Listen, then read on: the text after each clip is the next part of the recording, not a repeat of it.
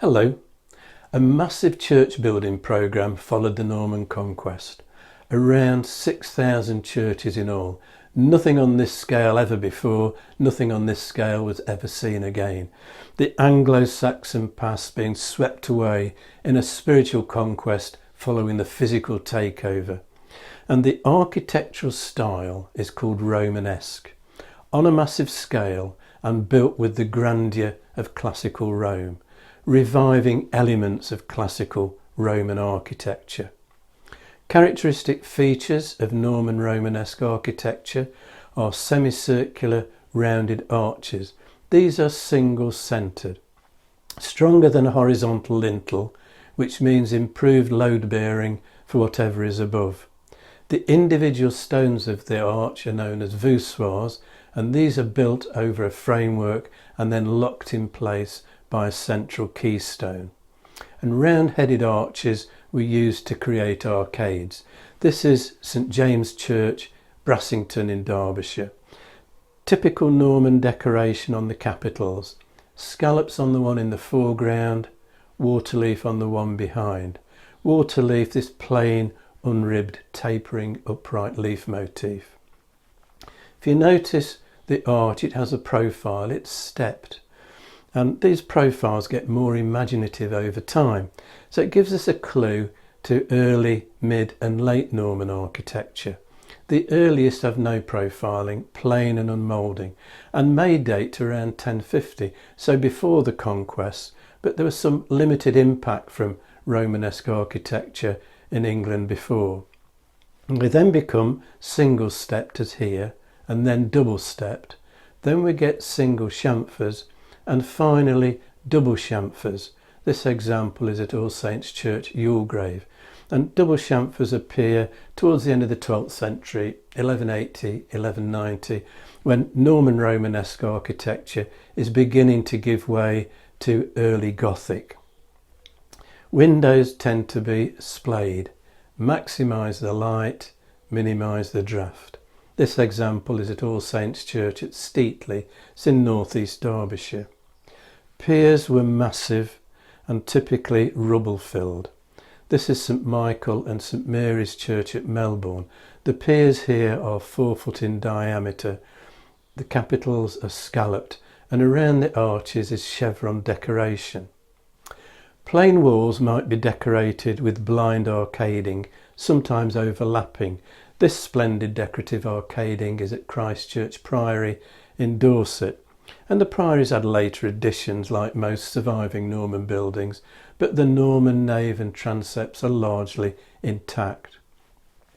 Norman decorative moulding is distinctive. Most common are chevrons or zigzags, sometimes as a variation known as lozenge.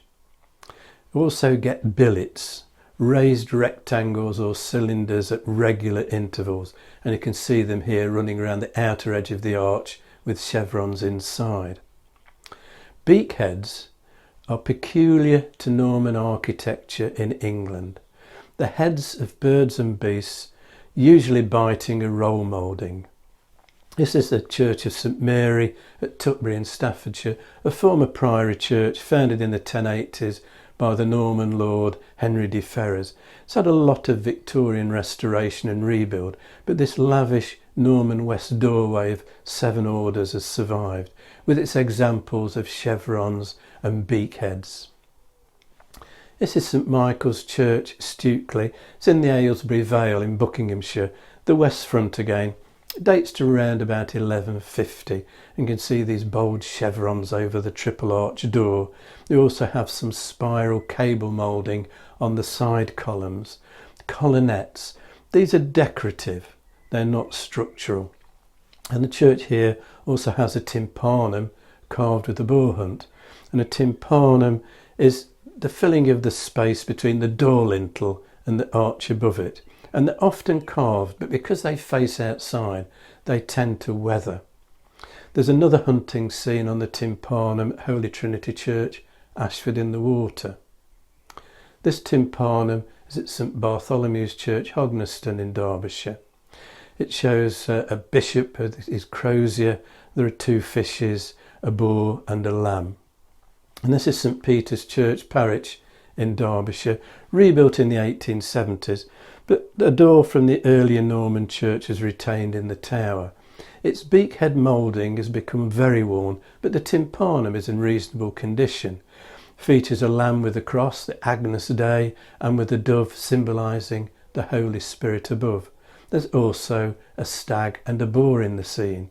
And inside, the Norman chancel has also survived, and you can see the single-centred semicircular arch with its chevron moulding. Now I began by saying the Anglo-Saxon past was swept away in the massive Norman church building programme that followed the conquest, and the Normans made a pretty thorough job of it.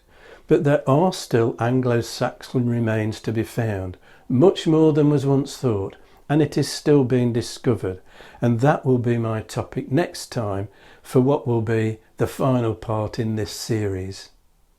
If you've enjoyed this video, hit the like and subscribe buttons and click on the notification bell to be informed when the next video is available, or you can subscribe by clicking on the rose window over my shoulder.